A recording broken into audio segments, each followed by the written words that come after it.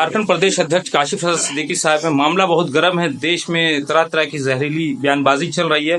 मुख्यमंत्री क्या, मंत्री क्या, पुलिस क्या, सभी इसमें मुलविस है। उत्तर प्रदेश में किसी पुलिस ऑफिसर ने बोला कि मुसलमान रोड पर नमाज पढ़ते हैं तो उनका पासपोर्ट कैंसिल हो जाएगा। चलिए इसको छोड़ दीजिए, इससे बढ़ के आगे बात करते हैं।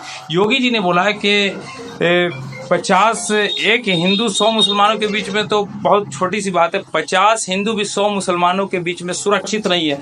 क्या देख रहे, कोई राजनीतिक स्टंट है योगी का? देखिए, इस देश में अब तक इस देश में जो चलता रहा वो अमन और इंसाफ की बात, आपसी भाईचारा की बात थी। लेकिन 2014 के बाद ऐसा देखा गया इस देश में, खासकर नरेंद्र मोदी जी के पीएम बनने के बाद, और खासकर नरेंद्र मोदी जी ने जो एक नैरेटिव सेट किया कि जो मुसलमानों के विरोध में बात करेगा वो बड़ा नेता बन जाएगा, उससे आप देखेंगे पूरे देश में चल रहा है माहौल। तो नरेंद्र मोदी से एक कदम आगे बढ़ गए योगी आदित्यनाथ ये चाहते हैं कि उनसे बड़ा नेता हम बन जाए।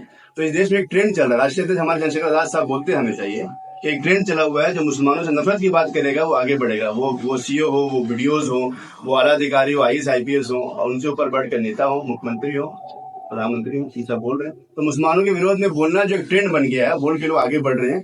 तो मैं आपको यकीन दिलाता हूँ कि ये देश बदल रहा है। आप इस देश के बदलाव की जो पूरी राजनीति है ना, लहर है, 2027 चुनाव में आप देखिएगा कि नगीना सांसद बने वो लहर उठ चुकी है वहां से। अब लोगों को उम्मीद चंद्रशेखर आजाद साहब हैं, भीम आर्मी आजाद समाज पार्टी है। अब ये उम्मीद की लहर जो है वो इंसाफ और ईमान में बदलेगी, और यकीनी तौर पर आने वाले वक्त में 27 में जब पूरे माहौल को पलटेंगे, आप देखेंगे ये लोग नफरत जो फैला रहे हैं ये मुंह की खाएंगे अभी। तो क्या बीजेपी योगी से इस्तीफा लेगी, ऐसा लगता है आपको? देखिए, उनकी बीजेपी का पॉलिटिक्स नैरेटिव जो है ना, पूरा का पूरा जो है नफरत के बेस पे। आज तक उन्होंने यही काम किया, और राम मंदिर से लेकर अभी तक का जो पूरा मामला है वो यही काम ही करते हैं। मैं मानता हूँ अगला पीएम इस देश चंद्रशेखर आजाद को बनना चाहिए। चंद्रशेखर आजाद साहब वो शख्स हैं जो इस देश में वाकई इंसाफ की बात की, वो सब समाज के साथ खड़े हैं। वो राजपूत हो, ब्राह्मण हो, भूमियार हो, बनिया हो, मुसलमान हो, दलित हो, आदिवासी हो, पिछड़े हो, लिंगायत हो, जैन हो, बुद्धिस्ट हो, वो सबके लिए खड़े हुए, सबकी आवाज बन रहे, किसानों की, महिलाओं की, सबकी आवाज, मजदूरों की आवाज बन रहे हैं। तो मेरा ये मानना है चंद्रशेखर आजाद से अगर प्रधानमंत्री बनते हैं इस देश के, यकीनी तौर पर देश बदलेगा। उनके से अगर कोई भी बनते हैं तो मुझे लगता है कि देश में बदलाव, हमने सबको देख लिया इस देश में।